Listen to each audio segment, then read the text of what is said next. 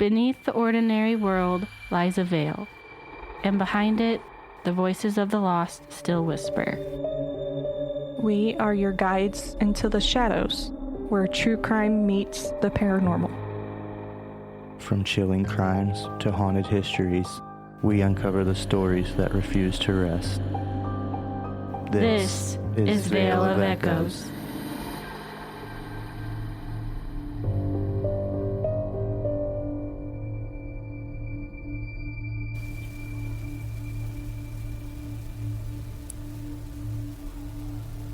I remember the night it began. The air was still, too still. Even the wind refused to move, as if the world itself was holding its breath, waiting. The 6 hearts stopped beating under my roof that night. I felt each one, the way a body feels its pulse fade. Their warmth sank into me. Their silence filled my walls. They called it madness, rage, but I know better. He wasn't alone that night. Something older was already here. Something patient, something hungry.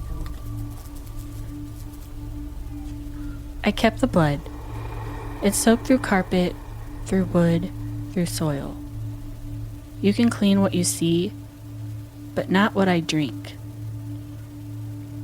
It's still here, thick and sweet, like sorrow that never dries. Then they came, a family, hope in their voices, candles, coffee, the sound of a dog's nails clicking against the floor. They brought warmth back into me, and for a moment, I almost remembered what it felt like to be a home. But the walls whisper, the blood hums, the dead are such restless tenants. They don't like to be forgotten. They smelled it first, not rot, but sorrow. Sweet and thick as oil. They prayed, they screamed, they ran. They say I'm cursed, but a curse needs a victim. I only have witnesses. I didn't mean to hurt them, but grief rots, and I am built of rot. I remember them all, every name, every scream, every prayer that never made it past the roof. I keep them. I keep everything. Welcome home.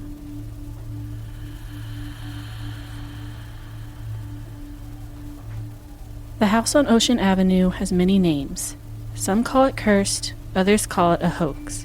But to those who lived inside, it was simply home, until home turned against them. Welcome back to Veil of Echoes, where true crime meets the paranormal. We're your hosts. I'm Lindsay. I'm Zach. And I'm Bria. Each week, we cross the threshold between history and haunt, where tragedy leaves a shadow, and echoes never truly fade. Tonight, we open the door to one of America's darkest homes, a house born of blood and grief, a place where the line between murder and haunting disappears entirely. It began with the DeFeo family. 6 lives ended in one night, and what followed blurred the boundary between faith and fear.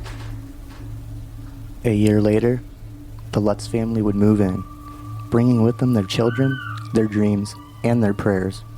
Within 28 days, they would flee, leaving everything behind. Were they victims of something unholy, or prisoners of a lingering madness left in the walls? And when fear took hold, 2 familiar names would step across the threshold. Ed and Lorraine Warren, the investigators who would forever link faith, folklore, and the Amityville Horror. Before we begin, a warning to our listeners. Tonight's story contains descriptions of violence, psychological trauma, and themes of the supernatural. Listener discretion is advised. As always, thank you for joining us through the dark. Every listen, every follow, every review helps our haunted little corner of the world keep growing. If you enjoy Veil of Echoes, take a moment to follow and leave a review on Spotify or Apple Podcasts. It helps other curious souls find their way through the veil too. You can also find us on TikTok, Instagram, YouTube, and Facebook for behind the veil moments, haunting visuals, and updates on what's next in our twisted library of stories. We're so grateful you're here. You've helped turn whispers into echoes and echoes into something unforgettable. Tonight, we return to the house that watched it all. The one that remembers every heartbeat, every scream, and every secret still trapped inside its walls. This is Veil of Echoes. Before it became a crime scene, before the whispers in the films, it was simply a house. Built in 1927 by local builder Jesse Purdy, a proud Dutch colonial meant to last generations. 6 bedrooms, a white facade trimmed in dark green, a boathouse that rocked with the tide, and those 2 quarter-moon windows in the gable, eyes that seemed to watch over Ocean Avenue, even in sleep. It was built for John and Catherine Moynihan, who filled its halls with ordinary life, dinner plates, laughter, and Victorola playing on Sunday afternoons. For nearly 40 years, the house stood proud and peaceful, watching neighbors grow old and the river drift past its backyard. But homes, they keep things. Every breath, every argument, every prayer. And some houses never learn how to let that go. I was built for love. I remember their laughter, their warmth. But warmth fades, and walls remember the cold. In 1965, a new family moved in.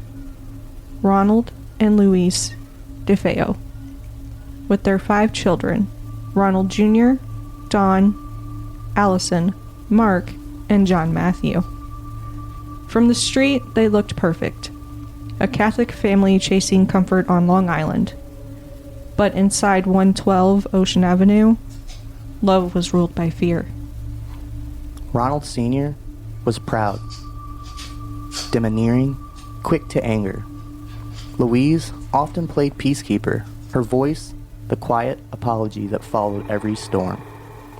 Their eldest, Ronald Butch DeFeo Jr., grew up beneath that thunder. Teachers saw bruises, friends heard shouting, but the 1960s were a time when families like the DeFeos kept secrets behind drawn curtains. By 16, Butch was spiraling. Fights at school, stolen cars, drugs. His father tried to buy peace with gifts, a speedboat, cash, even a new car. But money couldn't mend what fear had already broken. He worked at his grandfather's Buick dealership, yet rarely showed up sober. He stole from deposits, drifted through days, and told friends the house didn't feel right, that sometimes it was watching him. I was listening, always. Violence between father and son worsened. Once Butch aimed a shotgun at his father's head, Ronald Sr. brushed it off, called it a tantrum. "My son would never really hurt me," he said. But every secret has a breaking point. And in this house, breaking sounded a lot like silence after a gunshot. November 13th, 1974. The house at 112 Ocean Avenue sleeps beneath a sky the color of bruises. Inside, 6 people lie in their beds, unaware that before dawn, their names will be carved into American horror forever. Ronald Joseph DeFeo Jr., 23. His parents, Ronald Sr. and Louise. His siblings, Dawn, Allison, Mark, John Matthew, that night he moved room to room with a .35 Marlin rifle. Each trigger pull, a punctuation mark, and a silence that would last decades. His parents were first, then Dawn, then Allison, 13. Mark was 12. John Matthews, 9. All found lying face down, obedient even in death. No struggle, no screams, just gunfire that somehow belonged to the night itself. I felt each heartbeat fade. I tried to hold them, but the blood was faster. At 6:35 a.m., police arrived. The house was still warm. One officer would later say it was so quiet, like the walls were listening. At first, DeFeo blamed the mob, then his sister Dawn, then voices in the house. They made me do it, he told detectives. He showed no remorse, only a strange calm, like someone relieved a burden had been shared. Investigators were baffled. No silencers, no drugs. How did 6 gunshots go unheard in a suburban neighborhood? The report could not answer that the walls had already decided to keep quiet. The night was heavy with grief. They breathed it in their sleep. I only gave it back. In 1975, Ronald DeFeo Jr. was convicted of 6 counts of second-degree murder. His defense claimed insanity, possession, voices. But the jury saw a young man shaped by fear and fury. He was sentenced to 6 consecutive life terms. Yet, Amityville never slept again. 6 funerals, 6 white coffins, and a house that refused to let go of the sound of its own screaming. A year later, a young couple with 3 children would unlock its doors. Unknowing, hopeful, believing in fresh paint and new beginnings. But what they bought was never just a home. I was waiting. When fear and rage live under the same roof, do you think evil is born in the person or in the place that holds them? I say in the person. Yeah, more so. I can see both being, but I can see in the person. But he had a lot of issues growing up. Like he got bullied, and then he was into drugs, and then He got him beat and by his his dad. father. Yeah. Yeah, I mean, I feel like it was just kind of spiraling, and he. I read somewhere too that he wanted something about a life insurance policy. Well, I mean, if he killed 6 people and they all had life insurance policies on them. Yeah, and all that money still wouldn't get him out of prison. Nope. Yeah, instead he, I don't know. So is Dawn the one in the movie where she's like, look what Ronnie did to me? Yeah. Oof. I could still see the image with her little bullet head. Like, Bing. It says Ronald DeFeo was a known drug user before the murders, and prosecutors argued that his motive included collecting on his parents' life insurance policy. He was a known heroin and LSD user. His drug and alcohol abuse was linked to increasingly violent and erratic behavior toward his family, particularly his father. In the months before the murders, he had embezzled money from his father's car dealership and once pointed a shotgun at him. During his interrogation, DeFeo told police he had given his family sleep-inducing drugs before the murders, though some sources later disputed whether sedatives were present. The idea was presented to explain why no one fought back or woke up from the rifle shots. Dude's fucked up. yeah, after hearing that, him blaming the mob for murdering his parents seems like that one of his drug dealers, he probably owed them and they were part of the mob. I could That's a good theory. Yeah. Who knows? He was crazy, and I know he hated his father, so I don't know if he just... Me too, but he's still alive. I think that was just an excuse for him to do what he did. Yeah. I hear voices. Let me blame it on the voices. Yeah, exactly. Mm-hmm. I mean, I know he said that to his friends or something, but then he was also on drugs. Oh, He yeah. died in 2021. Really? Yeah.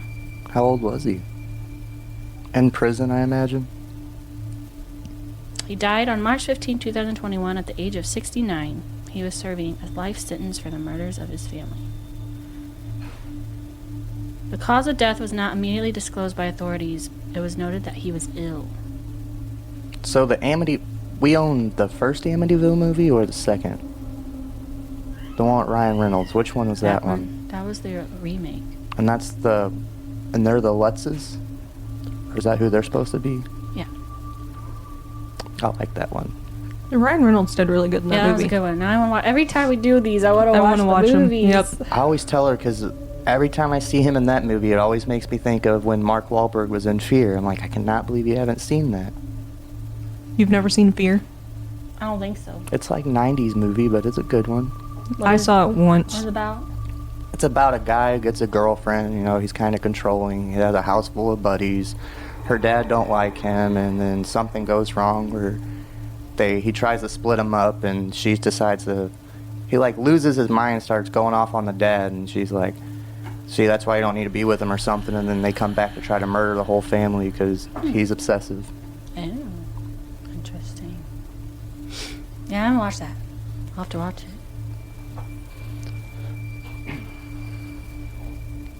The story of the DeFeos reminds us that tragedy rarely begins the night it ends. It builds slowly in silence, in anger, in secrets swallowed by walls. Ronald DeFeo Jr. claimed he heard voices that told him to kill. But maybe those voices weren't spirits at all. Maybe they were echoes of every scream he'd ever heard in that house, whispering back what he'd been taught to become. Some say the devil took him. Others say it was simply a man unraveling in a home already broken. Either way, the house learned something that night. How easy it is to feed on human sorrow. December 18th, 1975, just 13 months after the DeFeo murders, a new family crossed the threshold of 112 Ocean Avenue. George and Kathy Lutz. And Kathy's 3 children, Daniel, Christopher, and Missy. They were newly married, blending families, chasing a fresh start by the water. The asking price was $80,000. A steal for a 3-story Dutch colonial with a boathouse and a pool? The realtor hesitated before admitting why it was so cheap. Kathy looked at George and said softly, "Houses don't have memories." They bought it the same day. Would you have bought it? Hell yeah, 80,000? Are you serious? With a boathouse? And a pool? Like, what if she told you what the... Hell what yeah, I'd happened? still buy it. Yeah. You gotta think, when they come to install a pool, dig up your ground, put it in, pour the concrete, you're already looking at nearly $30,000 for a cheap in-ground pool. Yeah. Yeah. And that's for a good size. Like, yeah, if you want a little fucking bathtub in the ground, we can do that. Yeah, here, let's just dig a little hole. Yeah. We'll just put a tarp down in it and that'll be our pool. $80,000. Could we just fathom that that's probably like a $800 million or $8 million house now? Yeah, but in today's world. Yeah, today's world fucking Yeah, sucks. if they were to go to that spot, fresh flat land, and rebuild everything the way it is, there's no doubt it's going to be over. Close to $1 million now, probably. But it is the East Coast. Oh, they're expensive.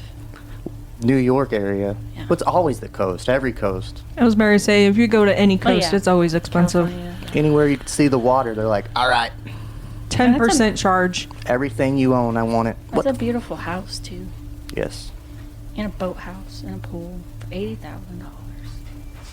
Be like, there was also 6 people murdered here. Well, okay. All right, I'm cool. Only 6? Not 7? Oh, it was only 6 of them? It's not 12? Oh, well, that's nothing. Like, okay, then I'm going to give you 60,000. Yeah. Okay, I'm going to bargain here with you. I'll give you $5. Yeah. Take it, leave it. You said 6 people were murdered here? Give you $5 for those 6 people. Right. Math isn't math. Get rid of it that much here. You said one of them was a little girl? Yeah, I'll give you $12.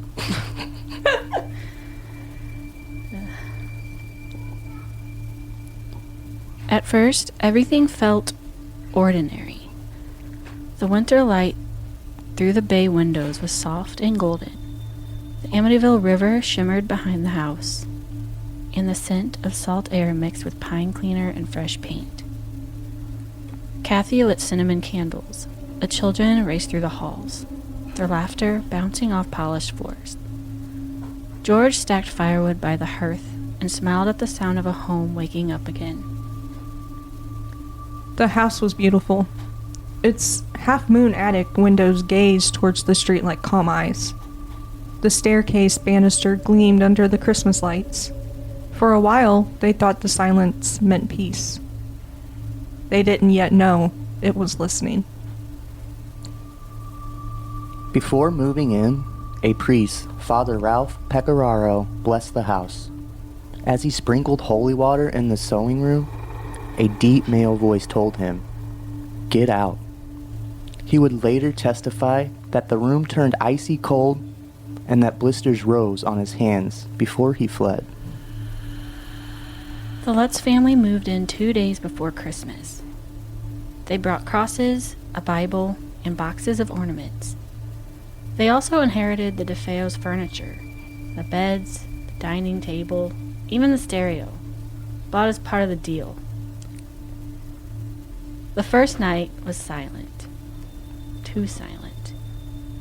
George later said, the house was never warm again. Hold up! Why in the fuck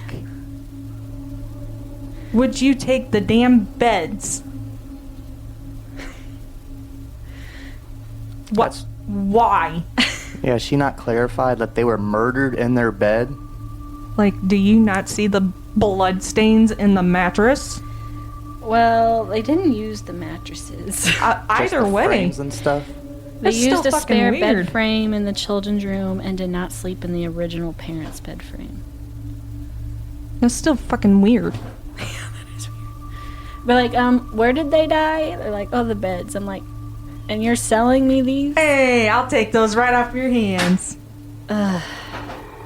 People are fucking weird, man. Yeah. That's creepy.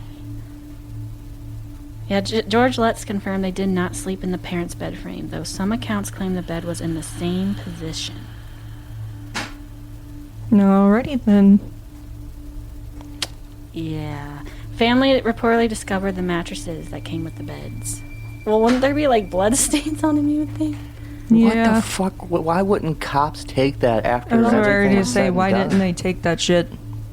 I don't know. Bro, how many pieces did you just use?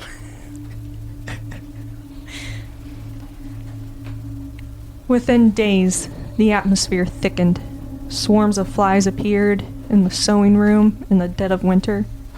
Doors slammed on their own. The front door once tore open at 3:15 a.m. The same hour the DeFeo's murders were believed to have occurred. George began waking at the same exact time every night, shivering, drawn downstairs by something unseen. He heard me, at last. George grew distant, his temper short. Friends said he looked pale, unshaven, exhausted. He spent hours chopping wood, keeping the fire alive as though the flames could hold something back. Kathy dreamed of bodies laid out, face down, and woke to find her bedsheets ripped from beneath her. The youngest, Missy, spoke to an invisible friend. A pig-like creature with glowing red eyes she called Jody. George once looked out towards the boathouse and swore he saw those eyes staring back. Catholic icons flipped upside down. A crucifix blackened as if scorched. A green, gelatinous slime oozed from keyholes. Footsteps moved across the floors when no one was upstairs. The family dog, Harry, refused to enter at night. His low growl, the only warning they received. They kept a log. Cold spots dropping below 40 degrees, the scent of perfume from nowhere, shadows that moved against the light. George lost 20 pounds in less than a month. Kathy claimed she was lifted from her bed and couldn't scream. I learned their names. I kept them warm. By January 14th, 1976, just 28 days after moving in, the Lutz family fled before dawn. They took nothing but each other. The house fell silent once more. Weeks later, investigators from the Psychic Research Society and Channel 5 News entered the home. Among them were Ed and Lorraine Warren, the famed demonologists from Connecticut. Lorraine, clairvoyant, sensitive, described a presence of tremendous malevolence, the kind that could stop your heart. During that investigation, a photographer's camera captured what appeared to be a small boy with glowing eyes peering from an upstairs doorway. No children were present that night. Skeptics called it light and motion. Believers still call it proof. Ugh. Did you see that? I mean, Yeah. it looks real to me. It does. Creepy. Yeah. Like back then, they didn't have like, I don't know. Who knows? Yeah. The Warrens recorded sudden temperature drops, religious purification, and whispers captured on tape. Lorraine said the basement felt like a well of human suffering. Ed claimed something unseen shoved him near the sewing room, the same place that Father Picaro had heard, "Get out." Their conclusion? A demonic energy had attached itself to the house, not to a person, but to the trauma that had soaked into its beams. They urged that it be exorcised. The Lutz family refused. "We're never going back," George said. Sounds like a gym. They're exercising. George lost 20 pounds. I was about ready to say. That's a good Kathy gym started membership getting right there. lifted.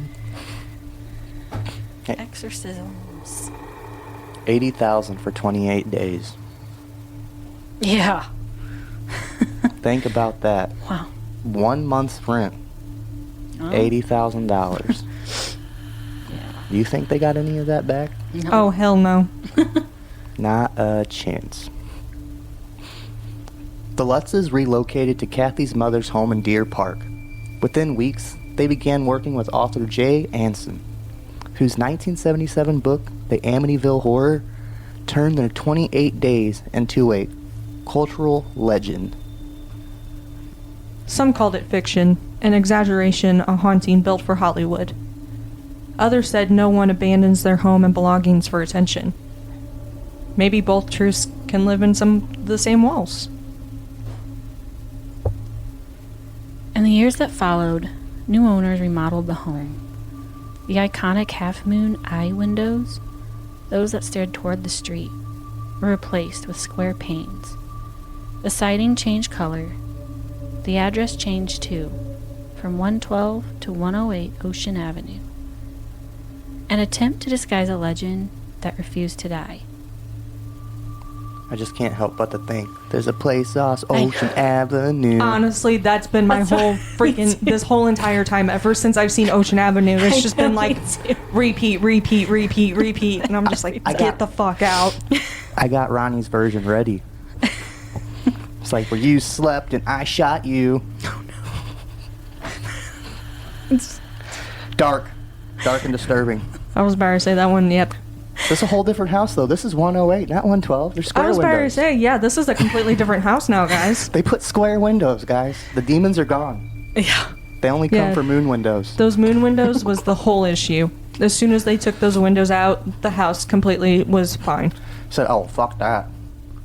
Just like how they, built a new house on Gacy's lot and did a new address. Now that is one place that I would not live at. No, that's tainted soil. I don't That's care. fucked up soil. You close that off, pave it over. I don't know. Put like a memorial there for those boys. Don't build a new house in someone's grave.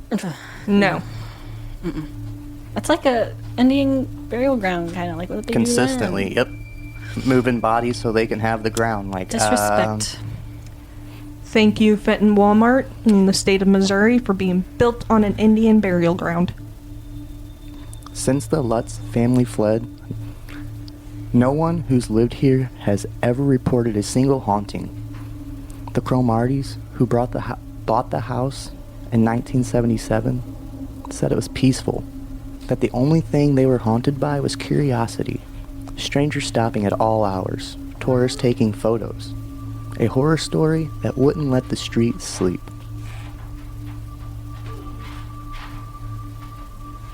Even decades later, the families who followed spoke of quiet mornings and river breezes, not whispers in the dark. Whatever was here, if anything ever was, seems to have finally gone still.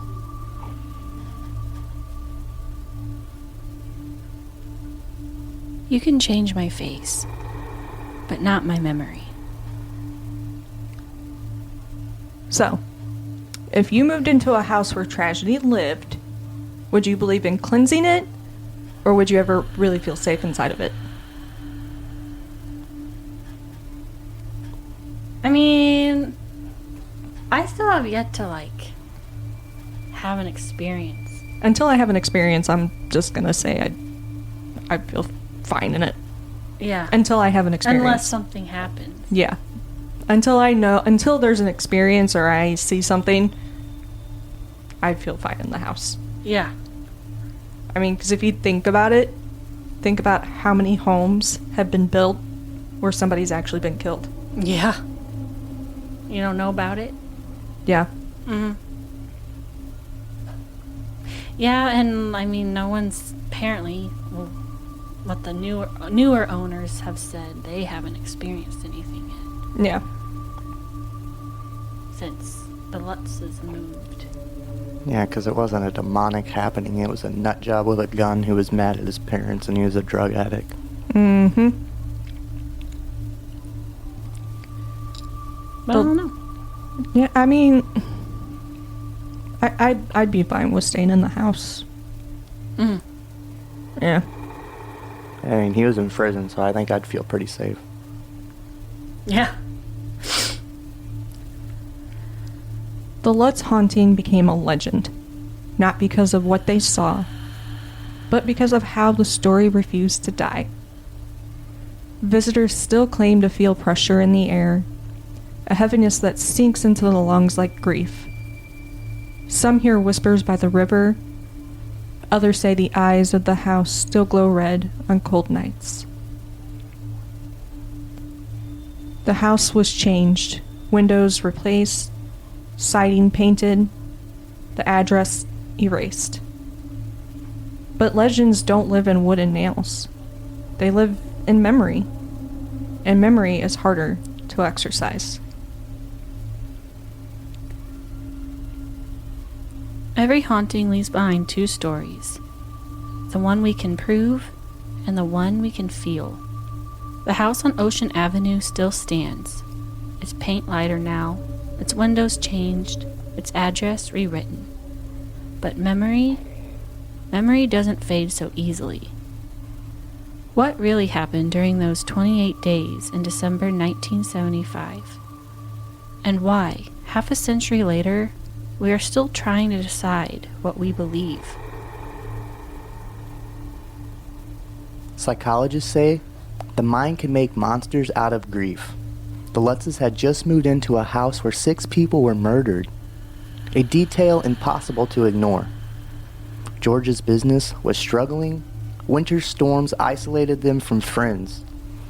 Stress, sleep deprivation. The knowledge that they slept in the DeFeo's very beds, it can twist perception until shadows start to breathe. Even the reoccurring 3:15 a.m. wake-ups might have an explanation.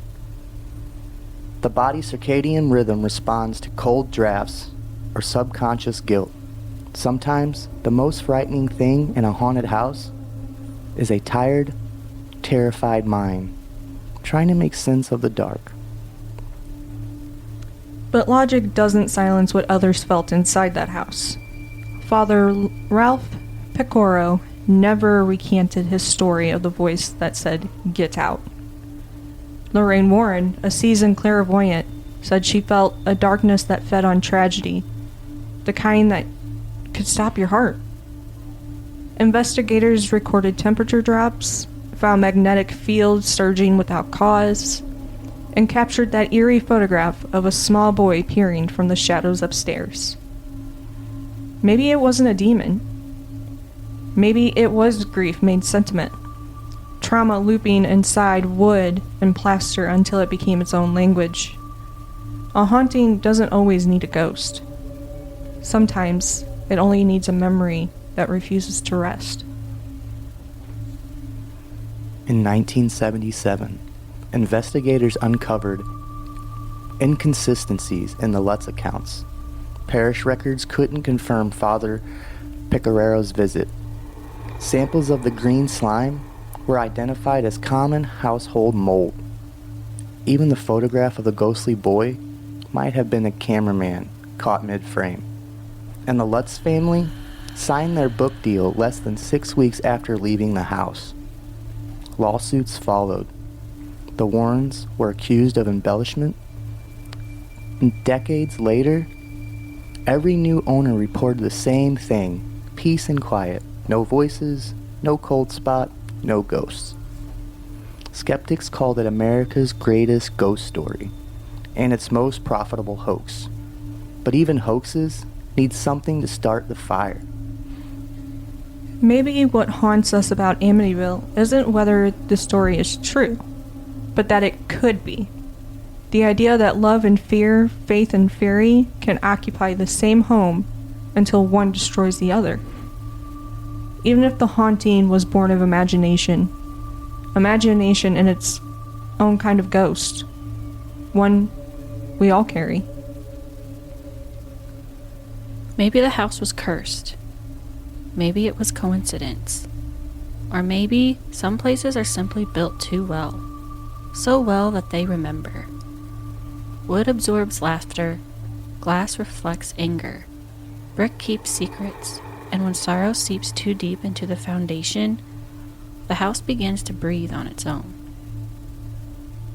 Whether you believe the Amityville story or not, it has already done what all great ghost stories do. It made us listen.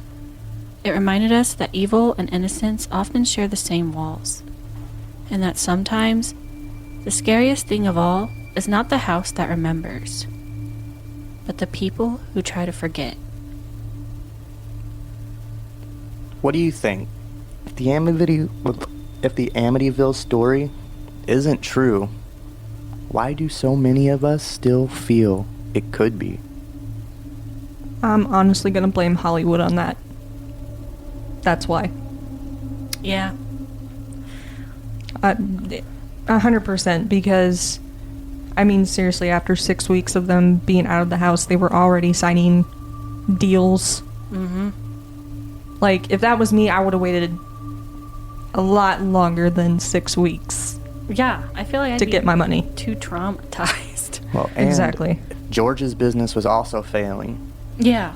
And that right there, and then plus $80,000 they put into that house. They probably put everything they had between the two of them. Yeah, so they were kind of stuck in a hard place, I guess. But still. So maybe they came up with something elaborate that worked for all these decades, and we still talk about it. They still make movies about it. The thing is, they're not getting paid for it. Yeah. They don't. I mean, I mean, who doesn't like a good ghost story, though, you know? Yeah. Kathy died in 2004 from emphysema, and George died in 2006 from heart disease. 2006? Mm-hmm. And then Christopher, Daniel, and Missy are still alive, though they have given differing accounts of their experiences. Christopher Lutz has given interviews and stated the events were not a hoax, but were extremely amplified. I remember watching, was it on Netflix? It was about him, I think. Or he pretty much was saying that it was all It was blown exaggerated. up. Yeah. But Daniel Lutz reportedly substantiated. He reportedly said claims made by his parents in interviews. And then Missy refused to participate in interviews about the experience. Because she was young. Yeah.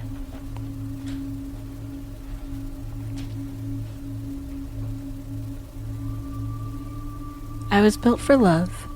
I remember their voices, the laughter, the prayers, the storms. They blamed me for their fear, but I only kept what they left behind. I have seen joy turn to violence, warmth to warning, faith to flame.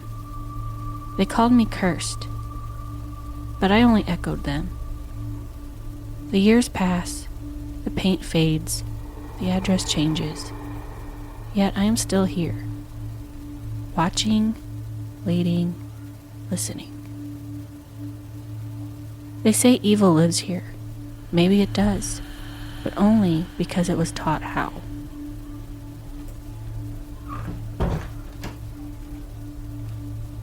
That concludes this episode of Veil of Echoes.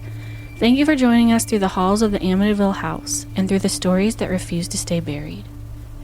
Every listen, follow, and review keeps our lantern burning and helps new listeners find their way through the dark.